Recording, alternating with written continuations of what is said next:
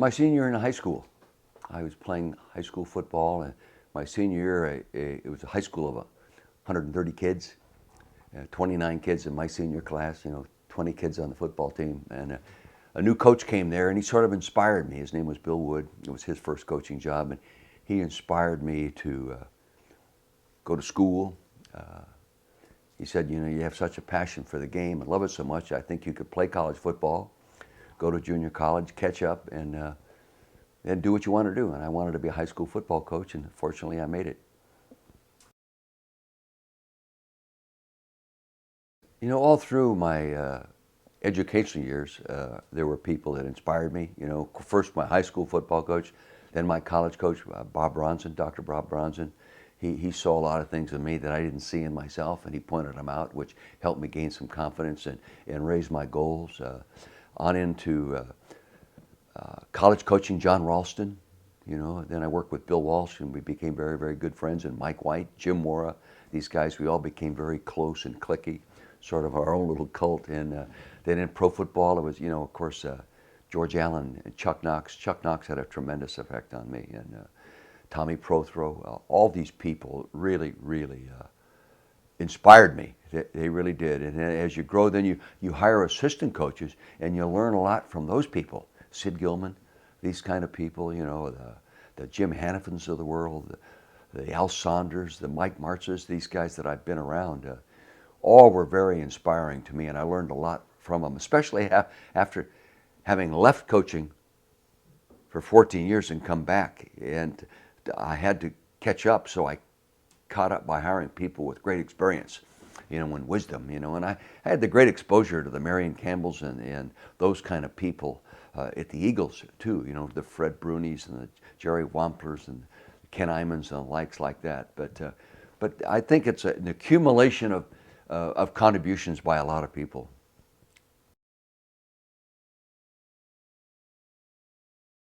Well, I made the mistake over my Eagle career of allowing a passion to become an obsession, and I just couldn't turn it off. And therefore, I wasn't as good a football coach as I felt I should be, and what I owed my players and my organization. I would lose a game on Sunday and be thinking all week long what I should have done to win last Sunday's game, yet I have another game to prepare for coming up Sunday. And it became a vicious circle for me, and it was a real distraction, and I just didn't feel that I was doing the kind of job that I was capable of doing, and I couldn't prevent myself. So the only way I could prevent myself from snowballing downhill was just take a break. Not planning on 14 years, but someone hired me in broadcasting, CBS did, and I enjoyed it. Plus, they doubled my salary. In those days, they didn't pay the head coaches much money that time, and I enjoyed it, and it kept me around the game. I always missed coaching, but I was always a little afraid I'd find myself, excuse me, in the same hole I was in when I left, so I didn't go back.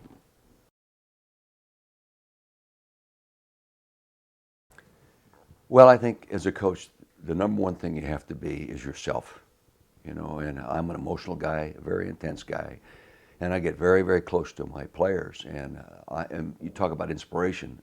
I think as much as anybody, my players inspired me, and I felt a real deep obligation to help them be the best they could possibly be. And in so doing, you get really close to them. You care about them.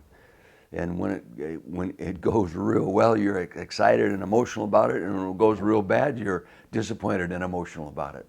And that's my profile, and I used to embarrass myself from time to time, and pretty quick I said, that's me. I'm not going to worry about it anymore.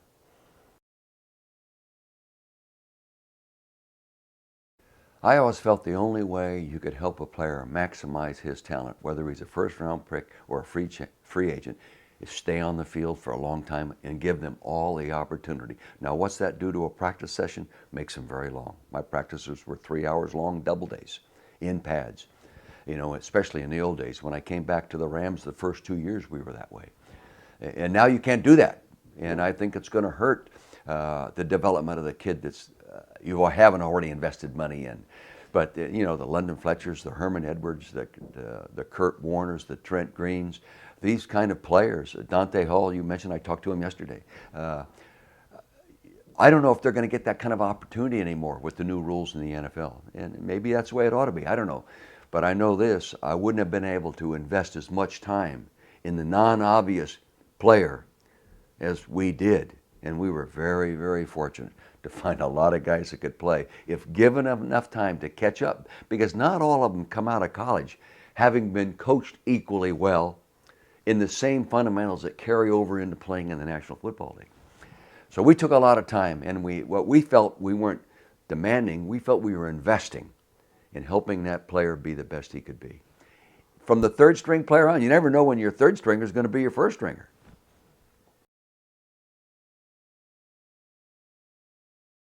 Well, I think the number one tip I give young coaches is, number one, remember you're coaching a person, then a game. I always felt I didn't coach football. I coached people that played football. And I think especially in schools where you don't have scholarships and the kids are playing the games for fun because they love to compete and they like the exercise and they love the game, is you've got to keep that in the back of your mind. These guys are playing because they love the game. Help them be the best player they can be by recognizing they don't have to be there. And you can build an atmosphere in which they really, really enjoy competing in.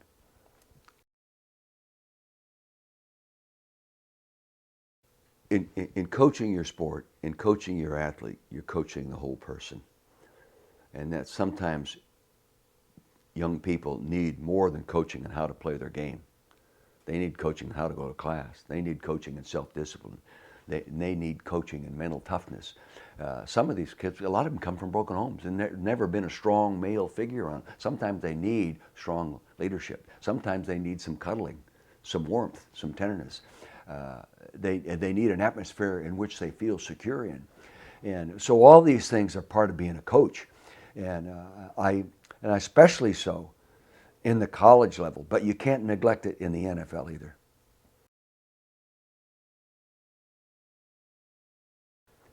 Well, you know, when you're really involved in coaching, your mind is always coaching. And what you have to learn to do is to organize your mind in a way that allows you to prepare for things that you aren't going to be able to write down.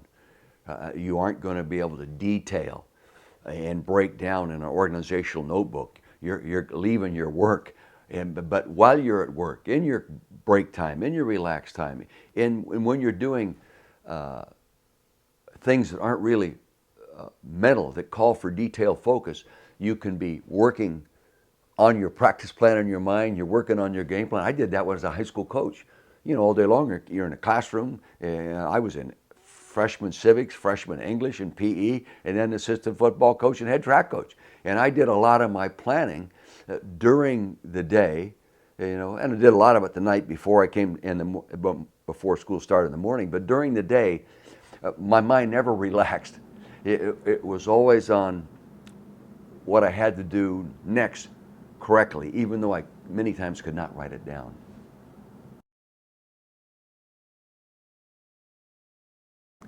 Well, first off, I think to be a good football coach, the people you are coaching have to know you care. And there's many ways to show that you care, okay? That you really care about them as people and helping them be better people as well as better coaches and helping them be better teammates. And I think in doing that, if you care, they will care.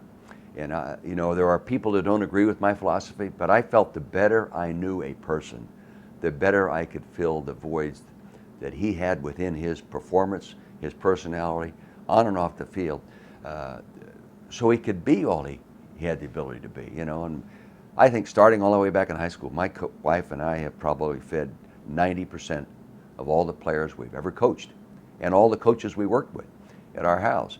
And we really enjoyed it because it gave us an opportunity to sit around a dinner table and talk with kids about things you wouldn't talk to on a football field, in a meeting room, or in my office. And you hear things that help you gain insight into that person. And you see little things that, you know, this guy needs this, he needs that. He needs some tender love and care because the environment he came out of was not conducive to even putting him in the environment he's in today. He did it on his own. You know, so I always felt there was no way you could spend too much time visiting and talking and communicating and connecting with your players as long as you were talking about the right things.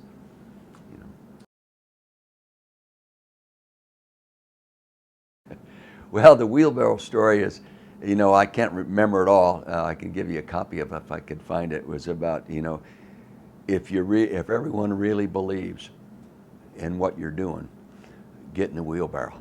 And the story talks about a guy who's going to take a wheelbarrow across tightrope across a canyon, and everyone told him he couldn't do it, and he did it. And then the other guy said, well, I really don't believe you can do it. And this guy said, I do believe you can do it. And he said, well, if you do believe I can do it, get in the wheelbarrow and I'll take you with me. We built on that in our Super Bowl team in 1999 with the Rams. We had a wheelbarrow there, and they got in that wheelbarrow every weekend. And it's just a symbol. Anytime a team is bound together by some kind of inspiring symbol or thought or person, it enhances the focus, it enhances the work effort, it enhances the passion in which they play. They forget can't even spell tired. Yes, they complain and all that stuff, but it's not part of their personality anymore, because they're all bound together in accomplishing something. And I think it makes a huge difference. I really do.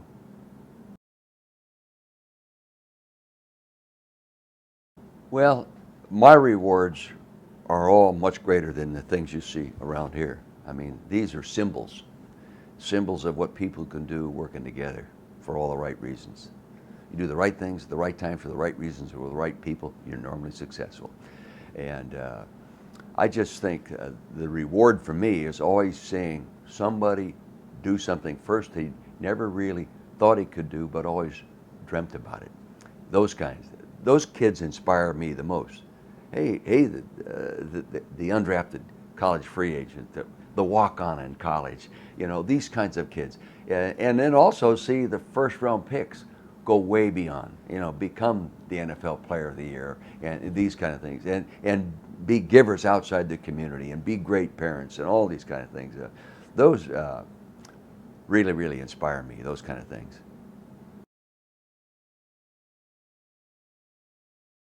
Well, I think sometimes we all forget that as a coach, you are never neutral. You're either giving energy to your team or you're sapping it from them. And you've got to work a blend, a combination of those. And I think the other thing is you've got to realize as a coach, you are always being evaluated. So it's critical to be a good example. Your team will not be what you are not. Or rather, your team will not be what you are not. You've got to be a good example. Maybe worthy of emulation. I was fortunate to be around some people that were worthy of emulation. I wanted to be like them, and not that you go to work striving to do that, but you build it into your profile and your methods and your philosophy of teaching and coaching. There are a ton of players that inspired the heck out of me. You think Kurt Warner inspired me? I mean, I have guys that no one else knows. Dave, you mentioned Dave Clemick, inspired the heck out of me. I love to see those kind of kids. I remember the day he and Dante Hall tried to determine who was the fastest man on the team, and they both pulled hamstrings. And Dave Clemick won it 4-3 on grass, and Dante Hall went on to become the kick returner of the 2000s. 2000 to 2010, he was voted the #1 kick returner, and here he was. They were ready to run him out of there when we got there. But anyway, all these kinds of things inspire me.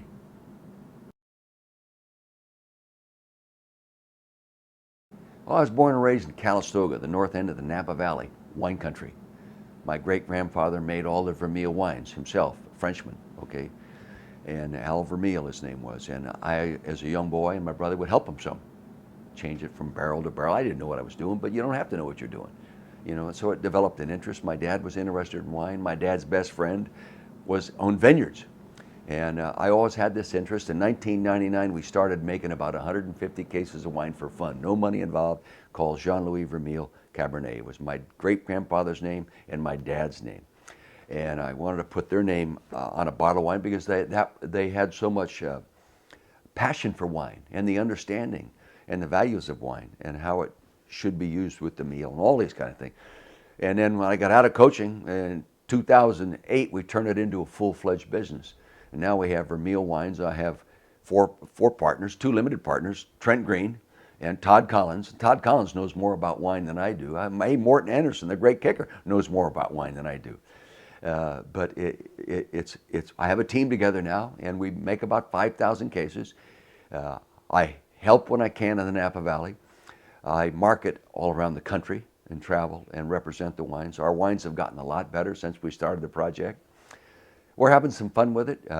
We're going into about an 8-8 season, going to break even maybe this year for the first time, and hopefully we'll be a playoff team. And we never expect to make a lot of money, hopefully to make our expenses, have a good time, employ a few people that enjoy working for us, and help people enjoy wine. I've taught a lot of football players, NFL players, and some college players how to drink wine, okay? And it's amazing.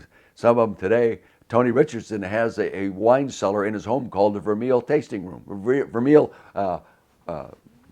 Wine Cellar, okay?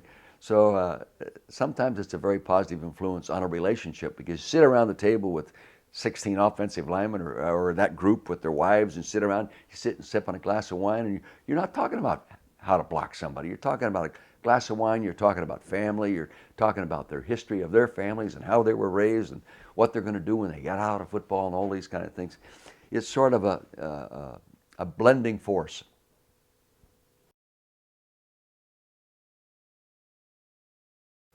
Yeah, there is. There are principles that I built over my career. I wish I had started out my career not having to build this philosophy, that it was already implanted. But it takes time to build a philosophy and an approach. And I have learned maybe more about leadership after getting out of coaching, because I've probably read at least 35 military books. Lately, in the last few years, all Navy SEAL stuff, and the leadership concepts that have enhanced and reinforced what I believed in, and also showed me where I was wrong. So I think it's very, very important to study leadership, to study it. But I boil it down to what I call common sense principles of leadership, and I call them common sense because common sense is not always common practice when it comes to leadership. And the number one thing is you got to care. The number two thing, you got to be a good example. Number three, you got to build an atmosphere in which people enjoy coming into. Number four, you got to define a plan. You can delegate and then lead. And then number five, you got to work. You got to bring energy. You got to go to work. Then I always say the next thing you got to do is build relationships as you build your value system, your process, and you build your relationship. You build relationships as you go along, and then last, you got to be sincere. You got to be an honest guy. And if they trust you, they will listen to you. They will believe what you say.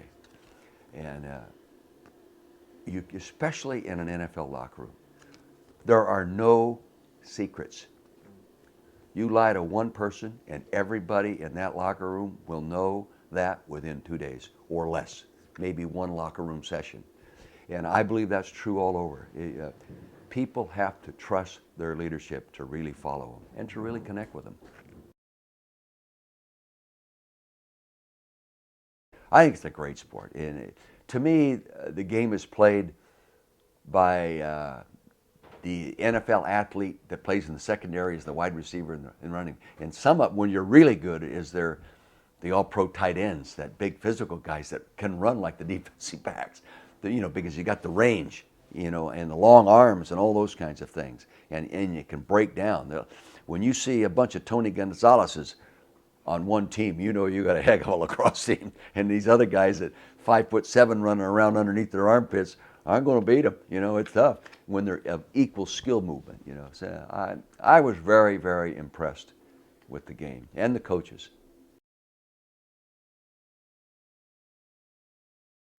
Herm is one of the big thrills of my coaching career. Not only was he a college free agent and then came and played 7 years for us, I think it was, at the Eagles, and did an outstanding job. He became an outstanding coach. And I got to coach against him when we went to the Super Bowl, beat him when they were in Tampa Bay. I got to coach against him when he was the head coach of the Jets. He beat me, I beat them, and it wasn't I and he, it was our teams and everything. But and we shared a very, very, very close relationship. I flew to California to be there when he got married. I know him very, very well.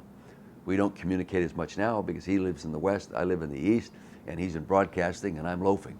So I miss those times because I know him real well, and he knows me.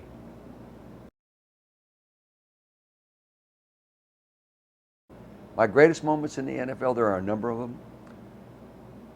One of the first greatest moments is when we upset Pittsburgh's Steelers, world champions. They were undefeated, came to Philadelphia, and we beat them. That was an unbelievable win for Philadelphia when you're rebuilding a program. Winning our first playoff game was a big win in 1979. Huge. Of course, the NFC Championship game ranks right along with the Super Bowl win. It ranks right along with winning the Rose Bowl in college football, And I've since having had the opportunity to coach in 2 Super Bowls, and especially in losing the first one, I really believe you can't appreciate the value of winning a Super Bowl as much unless you've lost one. You have to have something to compare it with. And when you have lost one and then win one, you have something to compare it with, and you know the difference in the feeling. But you have to realize this. It takes the same thing to go to a Super Bowl and lose as it does to go to the Super Bowl and win. Just like when I watch the NCAA finals in lacrosse, this team wins, this team loses. Both teams did the same thing to get there. And we in our culture sometimes label the team that lost in an NCAA championship lacrosse the losers. Not the losers. Hey, they're winners. They were winners to get there. They just didn't win that day. And sometimes you play the best of 5. Maybe the other time the team that lost would win. I still think that get playing the Raiders when we lost. But and so it took me a while to understand that. It took me a while to put my thinking in proper position to understand the value of being in a championship game.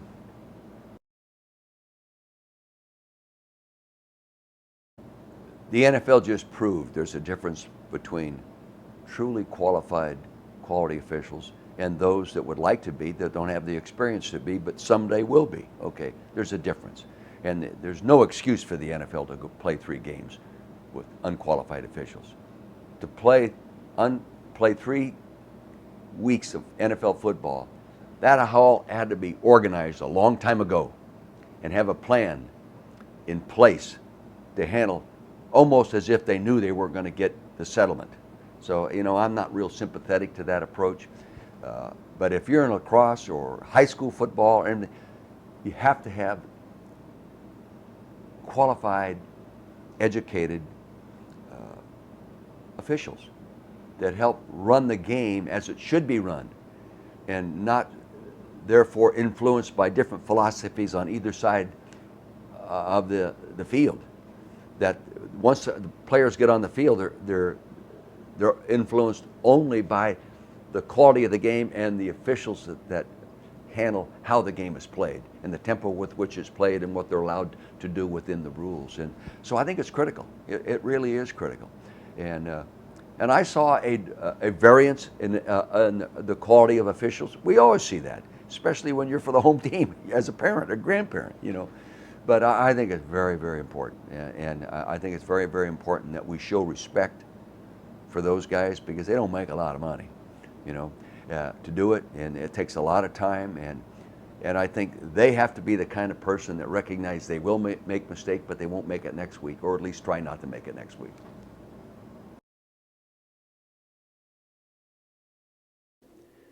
Philadelphia is a unique city. All NFL cities love their teams. But in Philadelphia, the team becomes part of their family and has been from great-grandfather to grandfather to father to son to grandson. I mean, generations of people here. And they're very, very passionate. And they are just like they are with their own kids. They may love them, but they're going to spank them once in a while, and they're going to get mad at them. And when you do something real well, they're going to live it. And when you do something bad, they're going to over-exaggerate how bad it is, And I noticed that more after I left the coaching in the Eagle situation than I did when I was within the environment. But I know this, they're extremely loyal to those they connect with. I mean, it's unbelievable the respect people show me in Philadelphia. I last coached a Philadelphia team in 1982. You know, it's amazing. And I appreciate that very much, and therefore I give it back.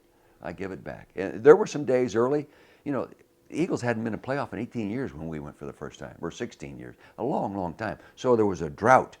And the first 2 years here, boy, it was tough. I mean, they booed us from warm-up, you know. But, you know, you understood they booed because they cared so much about their team, you know. And then you find out they care about you. That really makes a difference. Well, you know, I appreciate the opportunity to be in front of coaches. I appreciate the opportunity to be in front of people that live in my area.